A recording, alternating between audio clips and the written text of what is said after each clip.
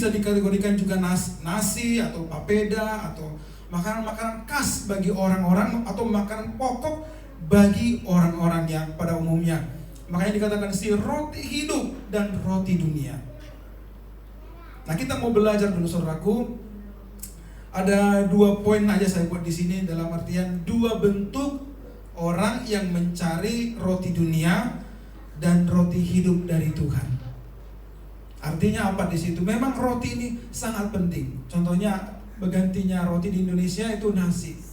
Adakah di kita di sini tidak mampu yang sanggup tidak makan nasi 1 hari? Ada yang sanggup? Saya yakin tidak ada yang sanggup.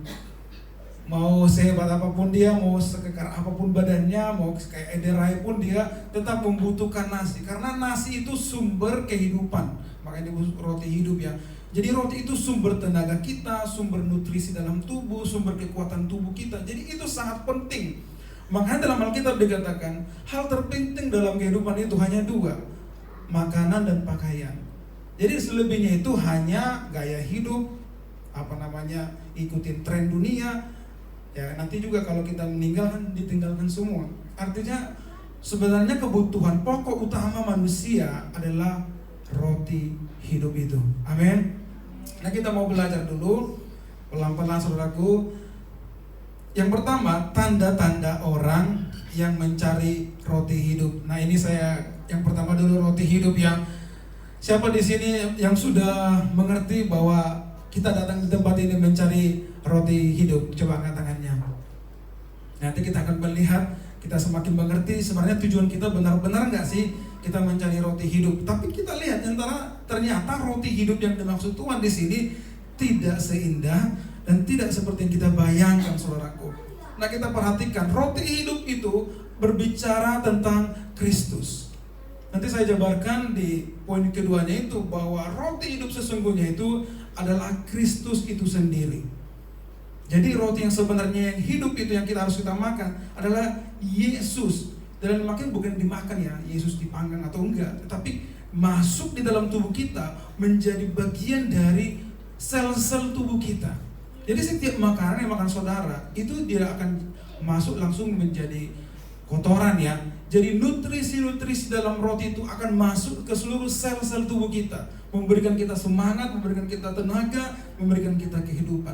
Nah, Yesus adalah roti yang sesungguhnya itu. Tetapi untuk mendapatkan roti yang besar ini ada perjuangan. Saudaraku, sebenarnya hidup itu untuk apa coba? Untuk makan doang loh sebenarnya, ya kan? Kak Lisna kerja untuk apa coba? Mau Kak Lisna punya rumah, mau punya motor, kalau nggak makan kira-kira gimana? Jadi sebenarnya kita kerja itu tujuannya supaya kita bisa makan. Itu sebenarnya paling pokoknya gitu. Jadi kalau hari ini kamu masih sehat, masih bisa makan, itu udah bersyukur. Kalau belum punya motor kayak orang lain, itu bukan poin utama. Kalau saudaraku belum punya rumah, itu bukan poin utama. Karena sebenarnya paling kita butuhkan adalah makanan saja. Tetapi bagaimana kita mendapatkan makanan ini? Orang bersusah-susah loh. Makanya sering sekali ada misalkan kejadian seseorang membunuh seseorang gara-gara mencuri. Karena dia udah keburu ketahuan, akhirnya dia bunuh orang itu karena dia ketahuan. Kalau ditanya, kenapa kamu mencuri?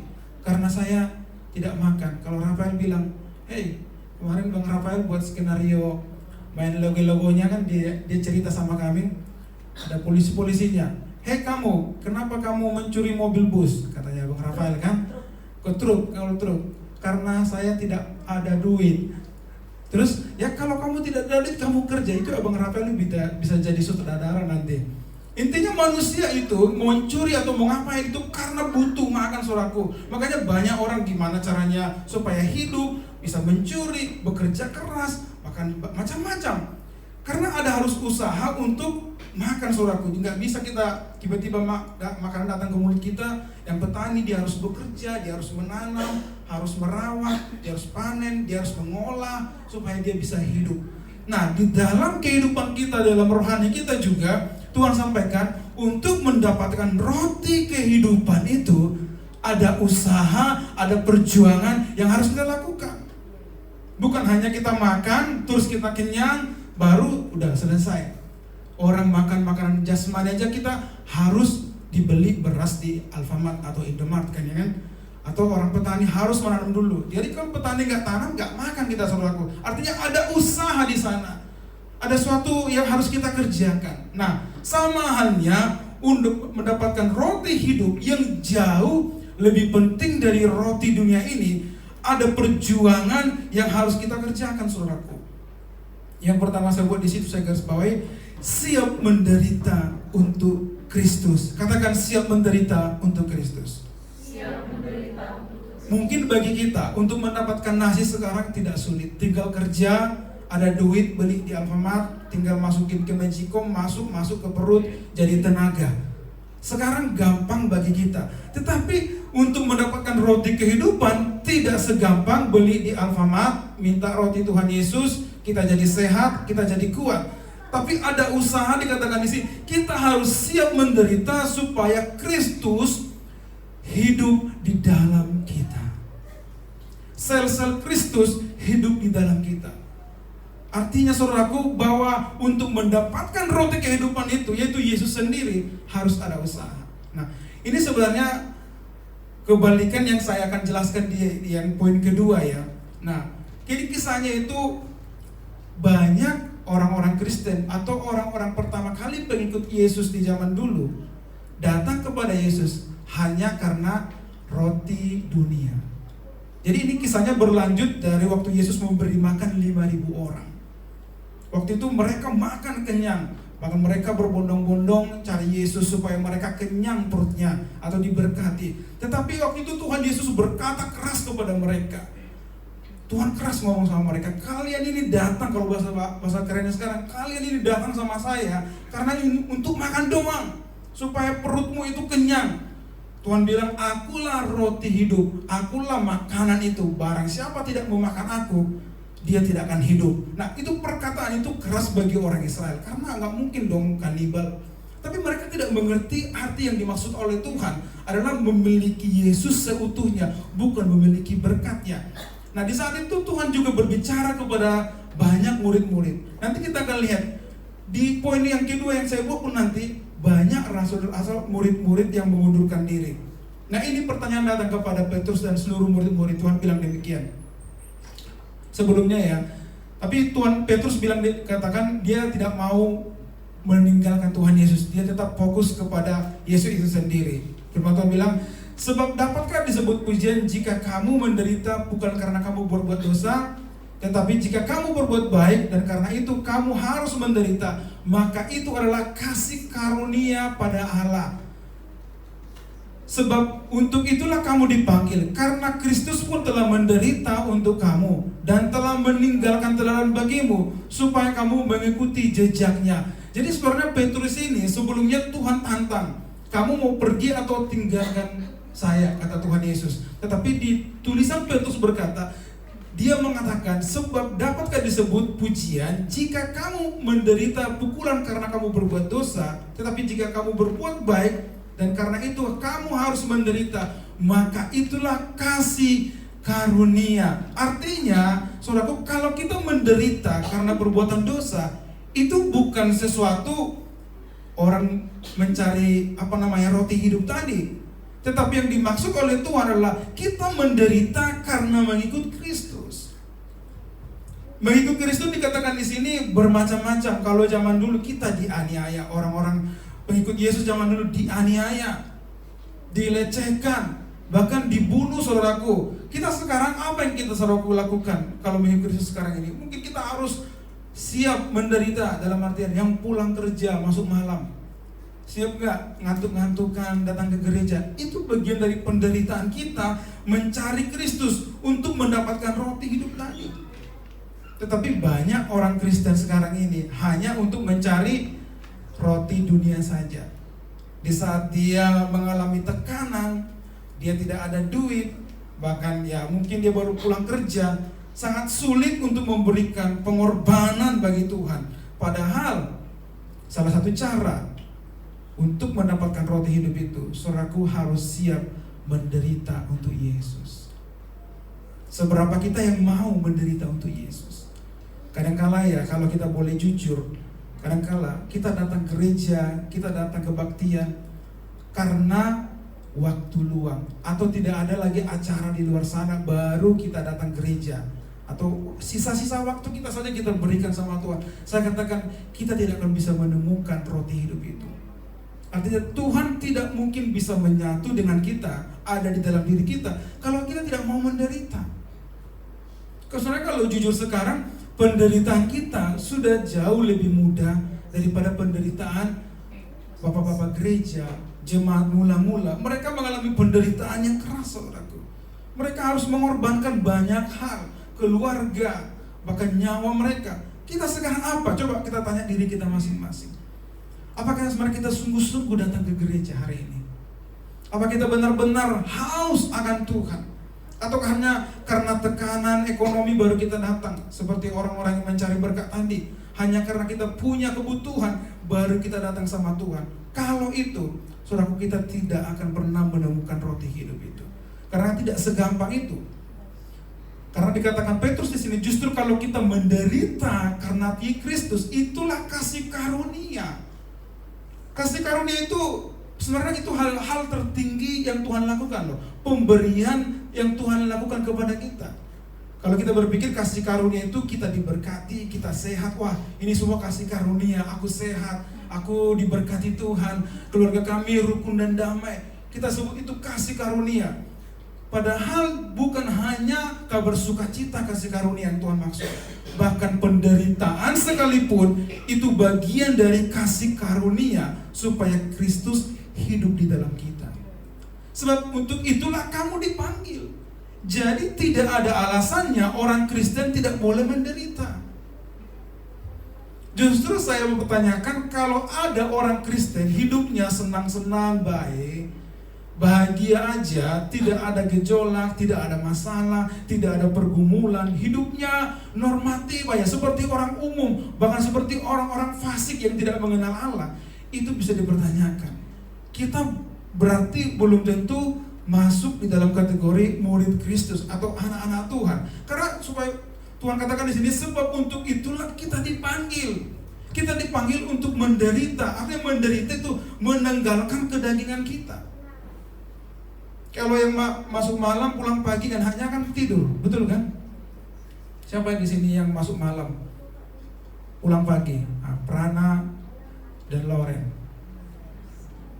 Puji Tuhan, mereka mengorbankan tubuh mereka, harus istirahat, ya kan, tidur, peluk bantal, senang kan? Padahal kalau misalkan tidur pun dia tidak akan kiamat dunia ini, dan gak akan mati juga dia besok.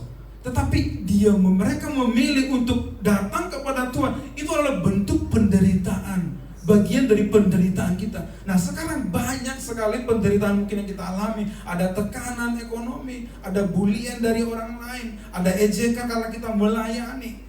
Bahkan ada misalkan tidak ada support system di dalam lingkungan kita. Kita melayani, kita ya dibiarkan orang, dilecehkan, direndahkan orang, macam-macam saudaraku. Tapi belum sampai kepada tingkat kita dianiaya. Apakah kita mau siap? Kalau orang Kristen, jujur kan, kalau semua orang Kristen mau menderita untuk Kristus, tidak mungkin kursi ini kosong. Pasti ada alasan mereka. Pasti alasan mereka apa? Kami hari ini harus bersenang-senang pergi ke pantai. Kami hari ini bla bla bla. Dia tidak mau mengorbankan apa yang harusnya berikan kepada Tuhan yang terbaik. Artinya kalau misalkan mengorbankan itu, berarti ada sesuatu yang menyenangkan hati kita korbankan demi Kristus. Apa itu? Banyak kalau misalkan orang, sesuatu yang paling berharga kalau zaman dulu, misalkan peliharaannya, dia nggak boleh cacat, dia harus baik, gemuk. Nah itu dipersembahkan, yang terbaik. Pasti ini paling dikasihinya binatang peliharaannya ini.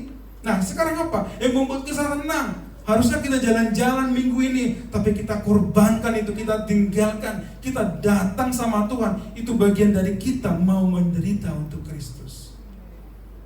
Ya kan? Tapi saya bersyukurlah pelayan-pelayan Tuhan di sini mau komitmen. Saya lihat banyak yang sudah setia, apapun ceritanya, mereka tetap datang terus beribadah dan melayani Tuhan. Amin. Dan saya juga berharap jemaat Tuhan tidak hanya mencari waktu luang datang gereja. boleh nggak kita sama-sama berkomitmen menderita untuk Kristus? Ingat ya, kalau kita tidak mau berkorban dan mau menderita untuk Kristus, jangan pernah berharap kita akan mendapatkan roti hidup itu, saudaraku. Itu hanya sebuah kemunafikan di dalam kita beribadah. Ada nggak kita yang rela, siap, konsisten beribadah? Ada nggak kita yang punya komitmen tidak ibadah itu seolah-olah kita tidak makan satu hari? Ada nggak seperti itu?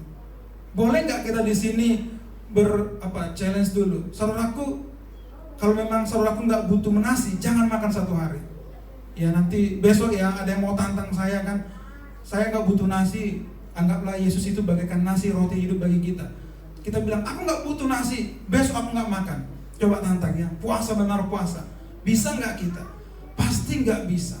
Pasti perut kita keroncongan, kita pusing, stres, akan naik tensi kita, lambung juga naik. Semua akan membuat kita tidak konsentrasi, membuat kita jadi nggak seperti biasanya. Nah, kita mau nggak seperti itu sama Tuhan? Padahal jauh lebih penting roti hidup daripada sekedar makanan tadi. Pernah nggak kita berkomitmen sama Tuhan? Tuhan, aku tidak akan melewatkan hari Minggu sekalipun. Aku harus mengorbankan apapun di luar sana, yang fana di dunia sana, demi kerajaan Kristus, yaitu roti hidup tadi.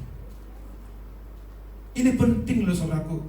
Saya sendiri yang sudah melakukan misalkan hal ini, saya merasa saya masih jauh dari Tuhan. Sangat merasa jauh dari Tuhan. Kadang-kadang saya masih bisa malam-malam ya sebelum tidur, saya kan merenungkan, nanti aku masuk surga atau masuk neraka gak ya Tuhan? Padahal udah khotbah tiap minggu, kayaknya nggak nyuri-nyuri juga, nggak aneh-aneh. Tapi masih saya kadang merenungkan dalam hati, Tuhan, kalau aku nanti mati, aku masuk surga atau masuk neraka nggak ya Tuhan? Kita harus ada, saudaraku, rasa bersalah bahwa kita ini bukan siapa-siapa. Jangan kita merasa nyaman, kita sebagai orang Kristen, gereja tak gereja, nggak ada kerinduan untuk cari Tuhan. Harus ada komitmen di dalam diri kita. Saya selalu bilangkan, kalau saya juga, kalau bukan karena ada hal terpenting sekalipun, sesuatu yang sangat penting, saya tidak akan pernah meninggalkan pelayanan. Saya masih ingat dulu saya pernah cerita di sini, hari Minggu pernah saya bilang engkol-engkol motor itu luka berat loh. Jahitannya jahitan 7 kalau berapa itu. Saya masih ingat di Tiban dulu itu. Tapi hari itu juga di pagi itu, kejadian itu baru dijahit itu, wah berdenyut. Saya tetap melayani Tuhan, main musik, saudara. Bukan tidak ada, istri saya ada bisa main musik, tetapi saya tidak mau sekalipun meninggalkan pelayanan. Dan itu pun bukan sesuatu yang aku merasa bangga bahwa aku sudah benar di mata Tuhan. Dan bagi saya sendiri merasa belum pantas disebut jadi anak Tuhan. Nah sekarang, jangan selalu berpikir jadi orang percaya itu, orang yang percaya kepada Yesus itu seperti yang kita pikir, wah orang Indonesia banyak orang Kristen, wah gereja ini penuh jemaatnya. Hati-hati, nanti kita akan belajar ya. Hati-hati, justru yang rame-rame itu belum tentu murid Kristus. Tapi dikatakan di sini, sebab untuk itulah kamu dipanggil. Kita harus siap menderita datang kepada Yesus. Penderitaan kita belum menyerahkan nyawa, belum kita disakiti. Hanya mengorbankan kerjaan, mau enggak? Mengorbankan ngantuk kita, mau enggak? Mengorbankan acara di luar sana, mau enggak? Itu kita pertaruhkan, saudaraku, kalau kita benar-benar mau mencari roti hidup.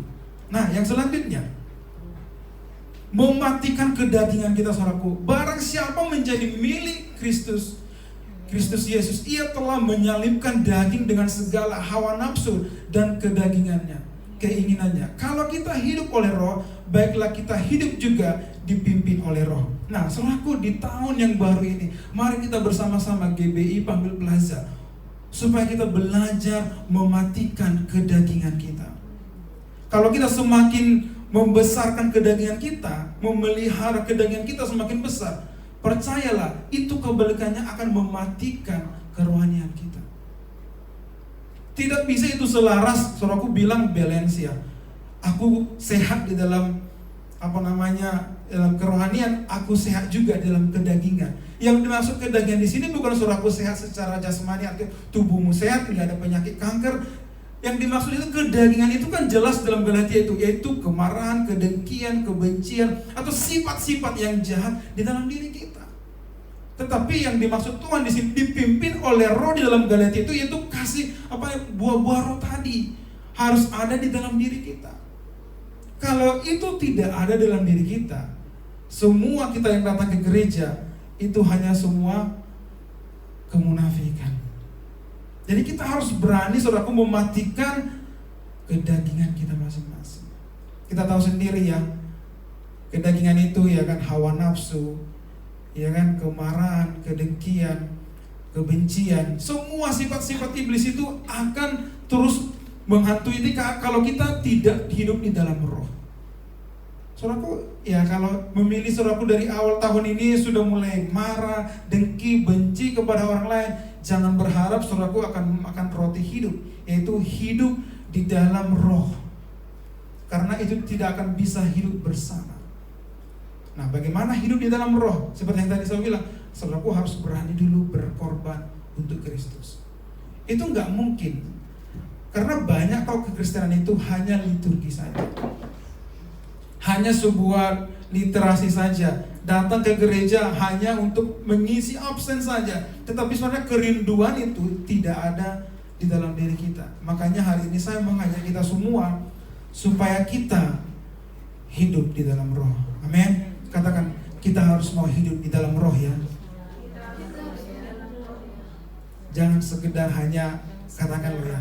Soalnya aku tahu kan hidup di dalam roh. Nanti kalau saya jabarkan itu bisa menyakiti hati saudara. Saudaraku tahu sendiri hidup dalam kedagingan ya. Kalau saya jabarkan nanti minum-minuman, nanti saudaraku sakit hati. Saudaraku tahu mana yang menyakiti hati Tuhan dan mana yang menyenangkan hati Tuhan. Tapi banyak orang Kristen sekaligus mengerjakan kerohanian dan sekaligus juga mengerjakan kedagingan. Itu saya lihat banyak di dalam gereja. Tapi hati-hati, kalau itu kita lakukan, kita ini adalah orang-orang yang dimuntahkan oleh Tuhan. Nah, seperti apa lagi orang-orang yang mau mencari roti hidup itu saudaraku? Selanjutnya, selalu giat di dalam pekerjaan Tuhan. Nah, ini saudaraku kalau baca dalam Roma 16 itu dari ayat pertama sampai yang selanjutnya itu berbicara orang-orang yang cinta Tuhan, yang giat selalu dalam pekerjaan Tuhan. Saudaraku nanti lihat di Alkitab saudara, mau di yang HP saudara, itu dari awal itu diceritakan banyak orang-orang yang giat di dalam pekerjaan Tuhan. Ada namanya juga Hermes di situ. Jadi ternyata Hermes itu nama orang juga. Kalau saudaraku mau baca ya. Nah, dikatakan di salam kepadamu Trifena dan Trifosa yang bekerja banting tulang loh. Banting tulang di dalam pelayanan Tuhan. Salam kepada Persis yang kukasih, yang telah bekerja membanting tulang di dalam pelayanan Tuhan. Saudara, kalau baca semua itu orang-orang yang setia mengasihi Tuhan. Kalau kita benar-benar mau mencari Tuhan Yesus, sikapnya harus seperti mereka ini. Standarnya mereka, saudara. Sekarang banyak gereja membuat standar mengasihi Tuhan itu harus bisa musik. Saya katakan bukan itu yang dimaksud Tuhan. Artinya banting tulang, kalau namanya banting tulang itu capek, ya kan? Pernah lihat orang tua kita banting tulang nggak? Kerja mati-matian. Pernah kan? Di kampung, pagi-pagi dia harus bangun, mengerjakan kerjaannya, pertaniannya. Dia pulang-pulang, dia harus mungkin kasih beduanya, dia harus kasih anaknya makan. Banting tulang, nggak pernah berhenti. Kenapa disebut banting tulang? Karena tulangnya pun sampai dibantingin. Nggak tahu banting bere ada nggak ya? Banting amang boru. Tapi kenapa disebut banting tulang? Karena tulangnya itu dipaksa, saudaraku. Yang membuat kita bergerak kan tulang kita. Kalau nggak ada tulang kita, ini lepek, saudaraku. Jadi tape gitu kan. Tulang itu membuat kita bisa bergerak karena itulah otot-otot kita. Nah, saudaraku, dikatakan di sini orang yang benar-benar mencintai Tuhan dan benar-benar membutuhkan roti hidup itu, Yesus itu sendiri, dia harus berani banting tulang melayani Tuhan. Amin. Kemarin waktu kami doa, kita doa di sini hari Rabu. Saya sebenarnya enggak, dulu saya sering saya WA. Saya sekarang saya coba biar aja jemaat tahu sendiri, khusus setiap pelayan-pelayan Tuhan. Waktu kita doa di sini, apa Tuhan bilang? Jemaat di sini, pelayan-pelayan di sini, sebenarnya punya waktu, tapi Tuhan bilang apa? Banyak alasan. Kalau bahasa Pataya, marsidalian. Sebenarnya kita pada bisa semua, tetapi di grup akan muncul, mohon maaf nggak ini. Itu hanya alasan. Tuhan yang sampaikan lo kemarin. Artinya kita memang nggak mau berkorban untuk Kristus. Kenapa saya katakan seperti itu, saudaraku? Jangan pernah berharap gereja kita ini besar, jemaatnya banyak. Itu hanya retorika terus tiap minggu saya katakan. Mau kita berbui-bui, berdoa, itu tidak akan terjadi kalau kita tidak membangun menara doa, tidak membangun suatu doa di tempat ini yang terus konsisten. Saya suka dengan ada seorang pendeta kemarin datang ke HOG, ada acara doa nasional, dia bilang, ada satu perkataan dia saya catat itu, jangan tunjukkan talentamu kepada saya, tapi tunjukkan tempat doamu atau waktu doamu kepada saya. Jadi untuk menunjukkan kita benar di hadapan Tuhan, bukan talenta kita, bukan kemampuan kita, bukan cakapnya kita melakukan sesuatu di dalam pelayanan, tetapi tunjukkan waktu kapan kamu berdoa, berapa lama kamu berdoa, ada enggak kita berdoa. Itu kata-kata itu memukul saya sendiri juga, karena jujur saya ya doa juga hanya sebatas berdoa. Kenapa saya katakan ini, saudaraku? Kita lihat sendiri di dalam pelayanan kita, tidak ada kadang gairah. Karena apa? Kita sendiri aja tidak ada giat melakukan pekerjaan Tuhan. Apakah kita mendapatkan pujian seperti ini dari Paulus? Saya yakin Tuhan juga memuji orang-orang ini. Karena saya yakin Paulus itu bukan sembarangan berbicara. Setiap perkataan Paulus itu menjadi kitab suci loh. Bukan Tuhan yang berbicara. Jadi tulisan Korintus, Efesus, Galatia itu bukan Yesus yang langsung nulis, tetapi Paulus yang menuliskan lewat Kristus yang berbicara kepada dia. Dan saya percaya ini konfirmasi dari surga bahwa orang-orang ini banting tulang mengikut Kristus. Kita di sini ada yang banting tulang nggak mengikut Kristus ini? Kayaknya sulit sekali. Jangankan banting tulang, banting apapun nggak ada gitu kan, nggak ada gairah. Saya mengajak kita, saudaraku, kalau bukan kita siapa lagi, ya kan? Kalau bukan dari kita siapa lagi? Tidak mungkin gereja sebelah yang banting tulang memajukan pelayanan di tempat ini. Bisa terjadi nggak itu? Pak Ci yang bukan datang ke sini, dia terus memberikan motivasi sama kita. Saudara-saudaraku GP Bible Plaza, kalian harus semangat ya. Kira-kira datang nggak Pak Ci ke sini? Tidak akan datang. Kalau bukan kita siapa? Kita sendiri yang harus giat mengerjakan pekerjaan Tuhan. Kalau nggak, saudaraku, jangan pernah berharap makan roti hidup itu. Artinya kerohanian kita akan mati. Dan itu saudaraku bisa rasakan kalau ibadah gitu kan, udah menyembah, gak ada gairah. Kayak mau nyanyi pun malas, memuji pun malas, memuji pun kayaknya berat sekali tepuk tangan. Itu ciri-ciri kematian rohani terjadi dalam gereja. Tidak ada tidak ada reaksi, tidak ada kerinduan, tidak ada gairah kita untuk memuji Tuhan. Karena apa? Memang rohani kita mati, tapi agamawi kita masih hidup. Agama itu apa? Kewajiban, ya kan? Ya, sebagai orang percaya, mungkin sebagai KTP Kristen harus datang gereja, tetapi rohani kita sebenarnya sudah hampir mati. Nah, menunjukkan bahwa rohani kita hidup, kita harus giat di dalam pekerjaan Tuhan. Katakan kira-kira, harus giat ya. Hari Rabu datang gereja ya. Saya nggak akan, memang betul, tapi kita ini bukan lagi kanak-kanak. Amin. Apa kita masih mau disebut anak TK? Tidak akan mau disebut anak TK ya. Karena kita semua udah dewasa. Marilah kita sadar bahwa kita butuh Kristus. Amin. Kita harus mau, saudaraku, mengorbankan waktu, tenaga, pikiran, hati kita, perasaan kita, kerjaan kita, kesenangan kita demi Kristus. Kalau itu kita kerjakan, saya yakin Yesus akan hidup di dalam kita. Amin. Yang selanjutnya, tidak bisa hidup tanpa Tuhan, saudaraku. Nah, ini yang saya bilang Yohanes itu ya. Jawab Simon Petrus kepadanya, Tuhan, kepada siapa kami akan pergi? Perkataanmu adalah perkataan hidup dan kekal. Dan kami telah percaya dan tahu bahwa Engkau adalah yang kudus dari Allah.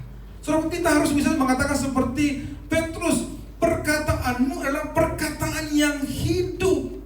Artinya saudaraku, kalau saudaraku nggak gereja, saudaraku itu orang mati. Kalau kita nggak makan nasi, kita kelaparan, kita bisa mati, saudaraku. Sama halnya kalau kita merasa Kristus adalah roti hidup, sesuatu makanan penting rohani kita. Kita harus berkata seperti Petrus, kemana aku pergi Tuhan? Aku akan meninggalkan acara di PT kami. Aku akan meninggalkan acara teman-temanku Tuhan. Karena perkataanmu lah perkataan yang hidup. Tanpa itu saudaraku, kita hanya menjadi Kristen KTP saja. Kita harus berani. Saya mengajak, tapi ini mungkin firmannya agak terlalu keras dan dalam ya. Bagi saudara yang belum mau berkomitmen akan mungkin sulit mencerna. Karena ini decision. Saudaraku harus memilih. Saudaraku mau roti hidup atau roti dunia. Saudaraku akan bisa tetap orang Kristen, tetap KTP-nya tetap Kristen. Tetapi kita hanya melakukan secara agamawi. Tidak ada sama sekali kehausan akan Tuhan. Kita harus berani loh saudaraku, mengambil komitmen. Aku ini gak bisa hidup tanpa Engkau Tuhan. Berani gak kita bilang katakan itu? Kalau itu kita lakukan, saya jamin sekali lagi, jemaat di sini, kursi-kursi ini tidak akan kosong. Amin. Percaya gak? Saya percaya itu. Dimulai dari saya, dari kita semua. Mau gak kita komit sama-sama? Saya senang loh, Tuhan juga senang kalau kita terus setia. Tuhan akan tambah-tambahkan. Kalau kita yang pelayan Tuhan aja tidak setia, bagaimana Tuhan percayakan jemaat untuk kita gembalakan? Tidak mungkin. Tuhan bilang kamu aja perlu digembalakan, masuk kamu gembalain orang. Tuhan bilang begitu pasti. Jadi jangan kita berpikir, oh gereja kita ini apa yang salah ya? Atau gedungnya. Tidak ada hubungannya dengan gedung. Semua itu berasal dari diri kita.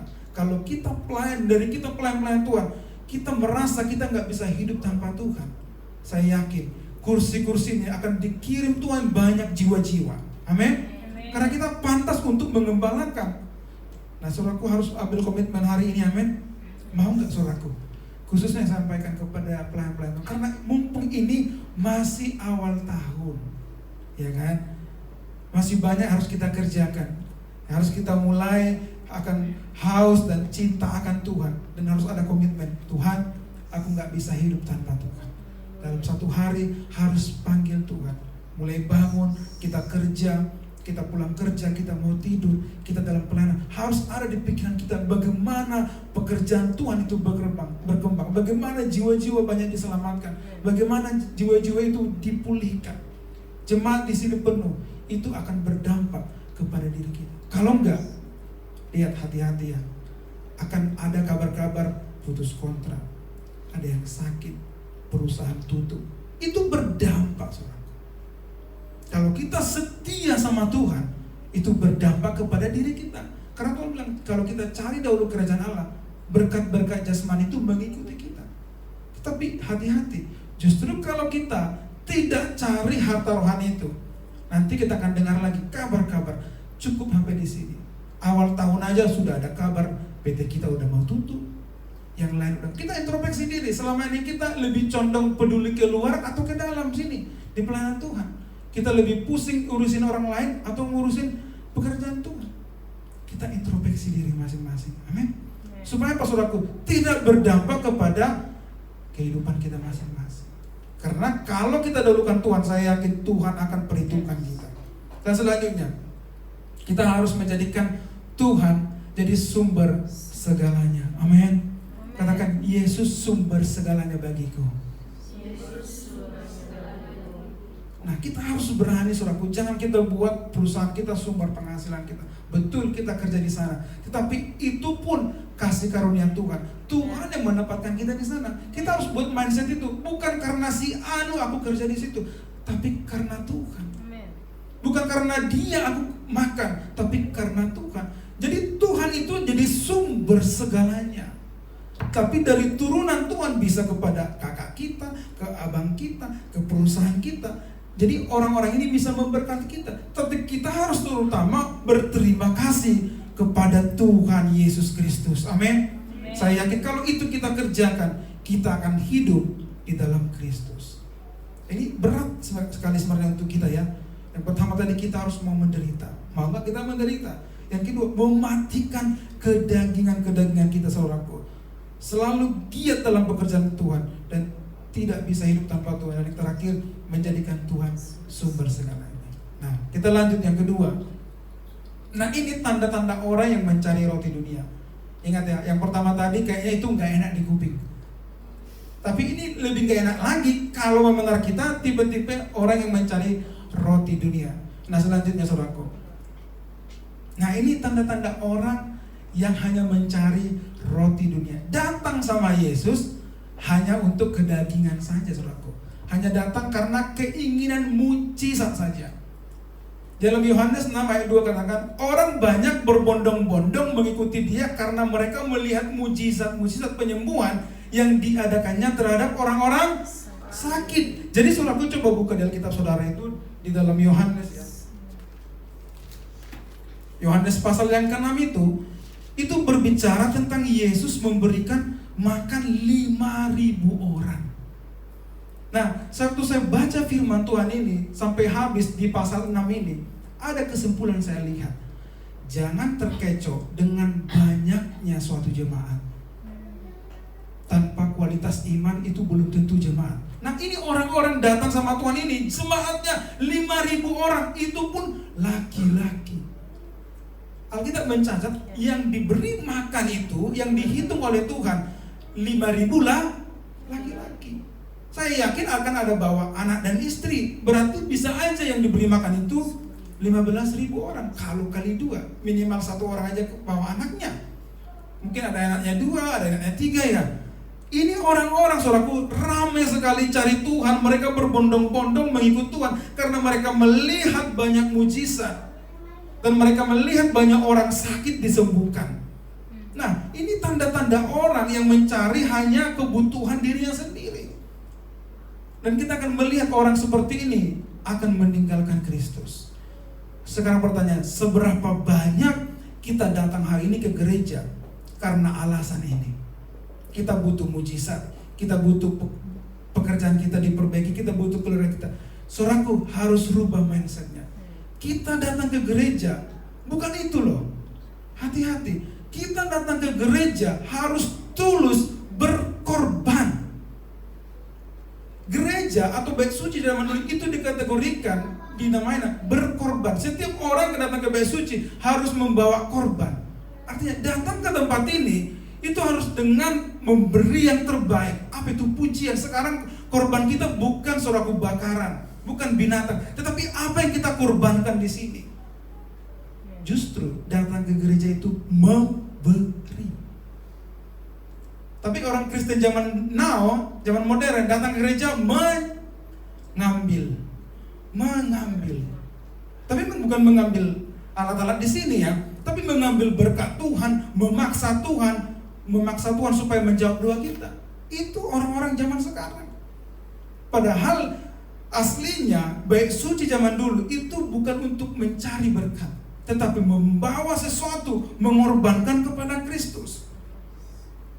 Nah, ini hati-hati ya kepada kita orang-orang percaya. Coba introspeksi diri. Siapa yang udah rajin tahun ini karena alasan supaya aku naik gaji, supaya hubunganku baik-baik, supaya hati-hati.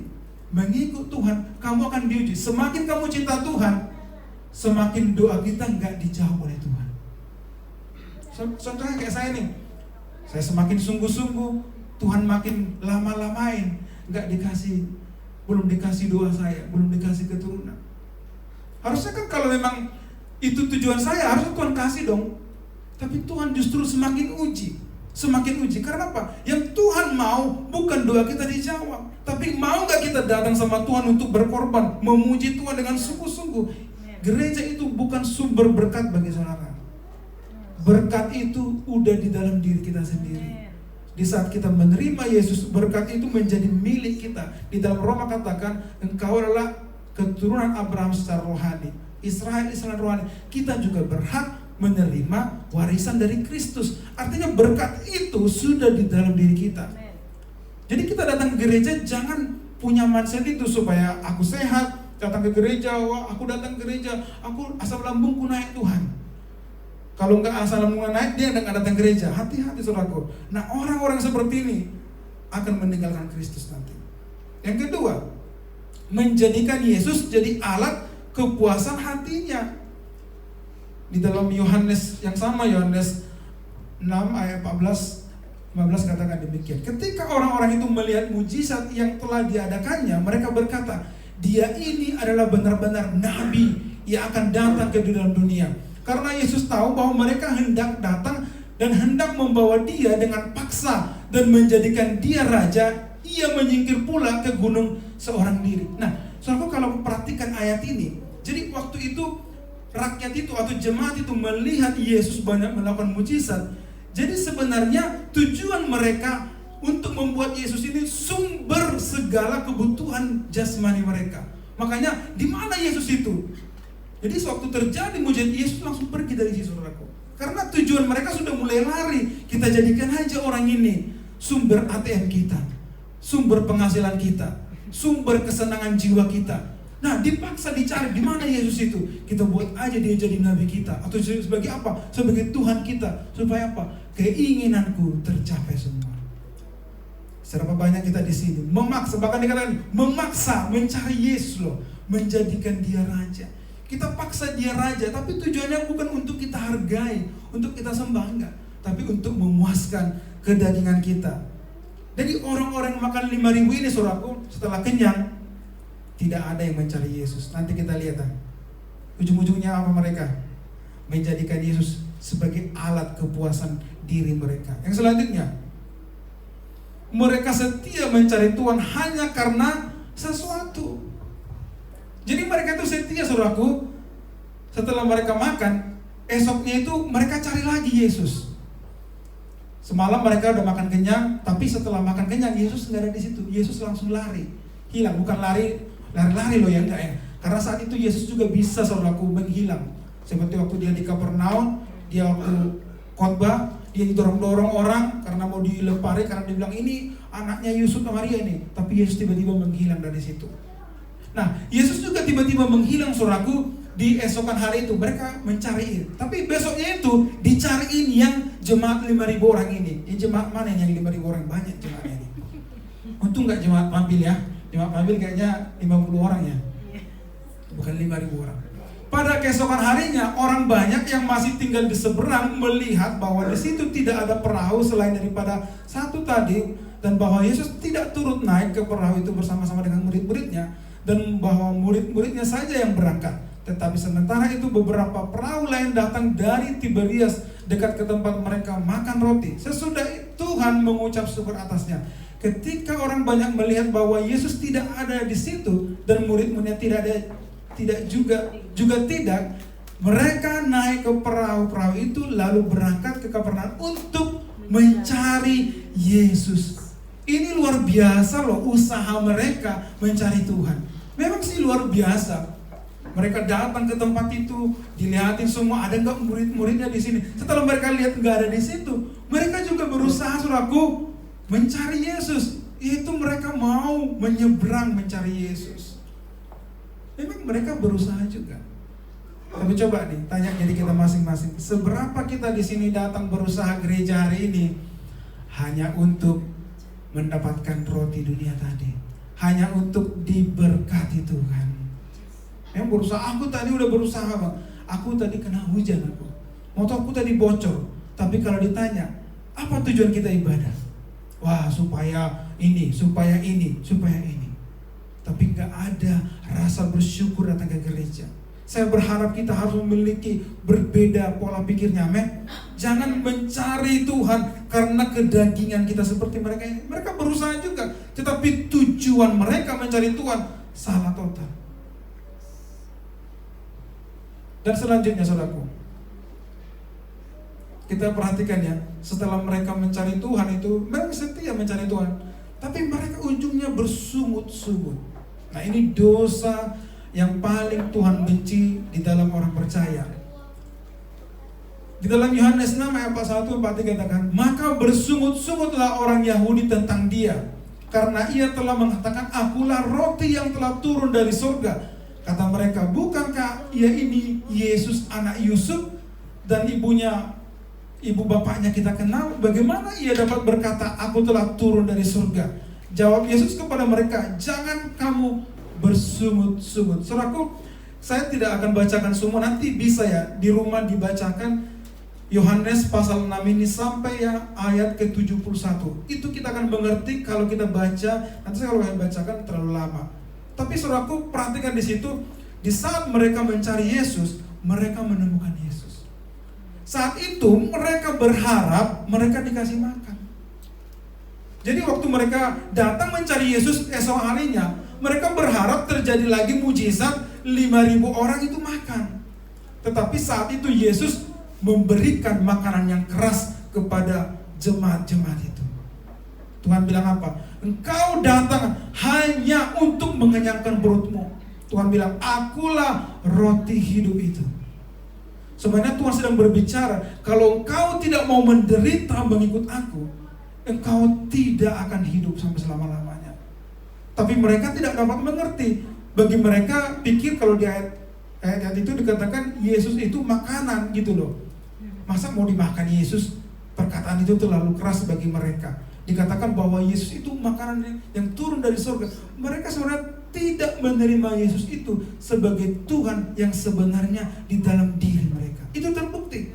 Padahal ya sebelumnya tadi mereka berusaha mencari dia untuk menjadikan raja. Tapi di saat Yesus bilang, aku loh roti hidup yang sesungguhnya yang turun dari surga, mereka sudah mulai ragu. Gak mungkin ini Tuhan yang sebenarnya. Justru mereka meninggalkan Tuhan, bahkan mencela Tuhan, bahkan mengejek Tuhan. Padahal barusan diberkati, diberi makan. Langsung dia bilang, kan ini anaknya si Anu, bapak mamanya kita kenal, kok dia ngomong kayak gitu? Nah, perhatikan, orang-orang yang datang ke gereja hanya mencari berkat tadi, kalau ditegur hari ini, apakah minggu depan akan datang? Tuhan kan tegurannya gak terlalu keras tuh. Tapi biasanya orang yang mencari berkat jasmani itu jiwanya rapuh. Dikasih teguran dikit langsung lemah. Dikasih perkataan dikit lebih keras langsung lemah. Langsung mengundurkan diri. Karena apa? Karena sebenarnya dia di dalamnya itu rapuh. Di luarnya aja terlihat sehat. Karena memang yang membuat kita kuat itu adalah roh di dalam diri kita, bukan tubuh kita ini. Nah, orang-orang ini saudaraku mulai bersungut-sungut dan mereka marah-marah sama Tuhan. Dan bukan hanya itu saudaraku, poin selanjutnya mereka bahkan mengundurkan diri saudaraku. Setelah mereka bersungut, tidak akan setia, mereka tidak setia saudaraku, dan berakhir mengundurkan diri. Sayang sekali, dari 5.000 laki-laki ini, 5.000 istrinya, 5.000 anaknya, 15.000 ini mengundurkan diri. Ngeri kan? Ini jemaat mengundurkan diri semua loh. Bukan hanya 2-3 orang. Hati-hati kepada orang yang hanya datang kepada Yesus mencari berkat. Waktu setahun, 2 tahun, percayalah, saudaraku tidak akan pernah ditemukan lagi di gereja ini. Mungkin di gereja lain saudara juga akan seperti itu, mencari berkat. Saudaraku pikir gereja itu jadi sumber berkat. Kayaknya di gereja sana lah orang lebih banyak diberkati. Bukan harus kita gereja di GBI Pamil Plaza, atau di GBI Tafka, atau di GBI Menhop, jadi kita diberkati. Yang memberkati kita Tuhan, bukan gereja itu. Selama saudaraku berpikir seperti itu, saudaraku tidak akan pernah setia sama Tuhan. Akhirnya saudaraku akan mengundurkan diri dari hadapan Tuhan. Nah, lihat orang ini. Saya sudah mendengar semuanya itu. Banyak dari murid-murid, bahkan bukan hanya yang 5.000 ini. Murid-murid Yesus pun banyak mengundurkan diri. Tapi bukan murid yang 12 orang ya. Masih banyak murid-murid Yesus yang murid yang lain itu banyak mengundurkan diri. Artinya bukan cuma jemaat yang mengundurkan diri, pelayan-pelayan Tuhan pun banyak mengundurkan diri. Masalahnya di mana tadi? Karena dia datang sama Tuhan hanya untuk keinginannya. Selama kita, saudaraku, datang beribadah di tempat ini karena keinginan kita, bukan karena kehausan akan Tuhan, bukan karena Kristus, bukan cari Yesus, percayalah, kita tidak akan menjadi jemaat yang setia. Tahun ini selalu saya mengajarkan setia. Minggu lalu saya ajarkan setia. Khotbah sebelumnya juga mengajarkan setia. Kalau kita tidak sungguh-sungguh mencari roti hidup, percaya, saudaraku, tidak akan bertahan di gereja ini. Makanya saudaraku, mereka mulai dari waktu itu banyak muridnya mengundurkan diri dan tidak lagi mengikut Yesus. Kira-kira apa salah Yesus saat itu? Apakah Yesus tiba-tiba selingkuh? Terus nama baik Yesus hilang? Sedangkan banyak kok gereja pendetanya ketahuan aneh-aneh, tapi tetap juga banyak pengikutnya. Tapi Yesus tidak ketahuan dia mencewek, tidak mengambil uang dari gereja, tidak berpolitik juga, enggak, ya kan, sekarang musim politik. Yesus saat itu juga tidak berpolitik, tidak mengajak jemaat, wah harus pilih si ini ya, jangan pilih orang Romawi. Yesus tidak melakukan itu. Yesus tidak melakukan kesalahan-kesalahan yang kita pikirkan yang lain-lain. Menurut saudara, apa yang membuat mereka begitu semuanya 15.000 plus murid-murid mengundurkan diri? Ada yang bisa jawab nggak? Apa yang membuat mereka mengundurkan diri? Nanti akan jadi pertanyaan bagi saudara. Apa yang membuat saudara mengundurkan diri di dalam gereja ini? Pendetanya nggak aneh-aneh kok. Kayak setahu saya Bang Yusuf nggak ada istri keduanya, nggak ada selingkuhannya. Kayaknya nggak aneh-aneh. Kita akan mulai berpikir, saudaraku, apa yang membuat mereka mengundurkan diri mengikut Yesus? Karena keinginan daging mereka lebih besar dan karena keinginan mereka tidak terpenuhi. Jadi ini poin pentingnya kepada saudara. Kalau saudaraku membuat awal tahun ini Yesus hanya sumber berkat, sumber menyenangkan hati saudara, sumber menyenangkan pikiran saudara, keluarga saudara, membesarkan kekayaan saudara, menaikkan level saudara, menaikkan jabatan saudara, pokoknya tentang diri saudara sendiri. Ingat, hati-hati, kita semua akan meninggalkan Yesus, teratur satu-satu, ganti-gantian, akan mengundurkan diri. Ini memang perkataan Kristus keras loh. Nanti saudara akan mencari kesalahan dari gereja, tidak ada juga. Tapi memang karena niat kita dari awal sudah salah, tidak pernah mencari roti hidup itu. Kenapa saya ajarkan ini? Ini memang, mohon maaf, tidak enak bagi kuping kita dan tidak asik bagi kita. Kalau misalkan yang ada canda-candanya lah saya buat, ya kan, yang canda-canda, happy-happy dan asik lah. Tapi hari ini saya sampaikan, saudaraku harus buat decision bagi saudara, pilihan bagi saudara. Saudaraku memilih datang sama Tuhan hanya untuk berkat atau mau berkorban, menderita bagi Kristus. Kalau itu selalu lakukan, yang pertama mau menderita untuk Kristus, saya akan melihat Bang Joni akan Tuhan angkat menjadi lebih luar biasa. Dia akan dipakai Tuhan bukan hanya dalam pekerjaannya, dalam seluruh aspek kehidupannya akan memberi dampak. Baik dalam pekerjaannya, keluarganya dipulihkan, semuanya pokoknya berdampak. Karena kita kan tujuan Tuhan kita berdampak dalam segala hal. Banyak orang berdampak dalam pekerjaannya doang, tapi dalam hal lain nggak berdampak.